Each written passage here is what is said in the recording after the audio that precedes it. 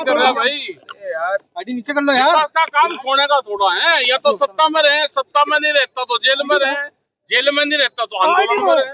नीचे करो यार। एक आंसू गैस का गोला नहीं छूटा और सत्ता वापसी चाहिए। जेल बताओ कौन सा गया? मतलब लड़ने भिड़ने को एक किसान ही है क्या? किसको आप इशारा कर रहे हैं? हम जिसको जो सत्ता में जो वापसी सत्ता में किसको सीधा जो वापसी सत्ता की चाहता है वो आंदोलन में उसको आना पड़ेगा। एक लाठी नहीं चल रही। आईडी नीचे करो यार, थोड़ा आईडी नीचे कर लो यार। कमजोर विपक्ष देश में तानाशाहों को जन्म देता है। हम तो अपना काम कर रहे, लेकिन कमजोर विपक्ष अगर देश में होगा तो तानाशाहों का जन्म होगा। हल्द्वानी में ये है कि यहाँ के अधिकारी, यहाँ के सरकारी लोग किसान संगठनों को दबाना चाहते हैं तो वे अपनी हरकत से बाज आवे। ये किसी के वो नहीं के हरदोई किसी की है, हरदोई किसानों की है। यहाँ जहाँ मीटिंग चाहेंगे वो करेंगे और अगर ज्यादा होगा तो यहाँ पे धरना दिया जाएगा। पहला धरना 72 घंटे का होगा। पंजाब में जो किसानों के साथ हुआ उस पर क्या कहना चाहिए? उस पर पंजाब सरकार जाएगी, वह कभी नहीं आएगी। उसके खिलाफ हमारा 28 तारीख को संयुक्त मोर्चे का पूरे देश भर में धरने प्रदर्शन का वो है। हम अपने ज्ञापन देंगे और सरकार के खिलाफ निंदा प्रस्ताव वहाँ पे है। और उसके बाद में जो भी संयुक्त मोर्चा या पंजाब की यूनिट फैसला लेगी हम उसके साथ में। अमेरिका से डेलीगेशन आ रहा है अमेरिका से 24 से और 29 तारीख तक यही रहेगा।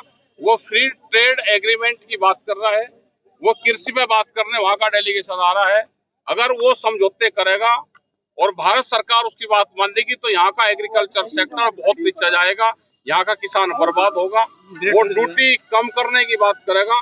जैसे वहाँ पे सेब उनका आ रहा है, पहले सेब के ऊपर 100% ड्यूटी थी, अब घटा के साथ 40 या 60% करी। अगर 40% करेंगे तो बाहर का सेब यहाँ पे अमेरिकन सेब यहाँ पे आएगा, हमारे जो हिमाचल और कश्मीर के सेब को पूरा बर्बाद करेगा। वहाँ का किसान मर जाएगा। इसको लेकर क्या रणनीति हमारी है? इसको लेकर हम ज्ञापन दे रहे भारत सरकार को।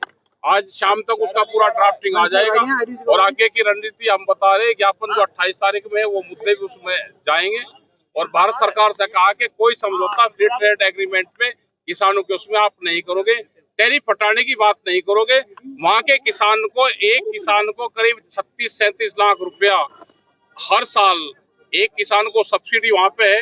हमारे किसानों को 15,000 रुपए के आसपास सब्सिडी है, तो हम उसका मुकाबला कर ही नहीं सकते। भारत सरकार इस तरह के समझौते किसानों के उसमें समझौते ना करे। हम तो 93 से ये लड़ाई लड़ रहे हैं, जब WTO और गेट्स आया था उस टाइम से हम लड़ाई लड़ रहे हैं और आगे भी हम ये लड़ाई लड़ेंगे। वक्त संशोधन बिल जो है, केंद्र सरकार जो है वक्त संशोधन बिल ला रही है। आज इस पे योगी जी का एक बयान आया कि वक्त संशोधन बिल देश की जरूरत है, इससे मुसलमानों का भला होगा और वक्त के नाम पर जो है हम जमीन कब्जा नहीं करने देंगे। और कर ले तो सरकार है, क्यों छोड़ रखा है लोग को? यार कहा सुनी ज्यादा कर रही, ये मंडी में और MSP से ज्यादा ना बिका, इस पे तो कोई बहस हुई नहीं। वहां से ऑर्डर जारी होगा कि इससे ज्यादा नहीं बिका व्यापारी पे। ये बहस पिछले 6 महीने 6 साल से चल रही है।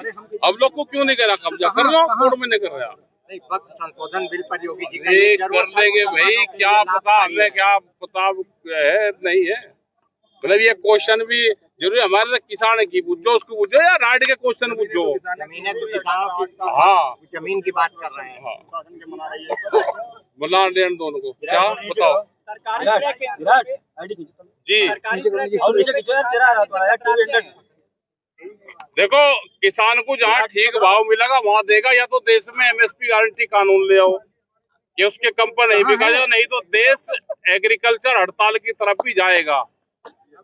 देश में 2007 से पहले बाहर से गेहूं खरीदा जाता था।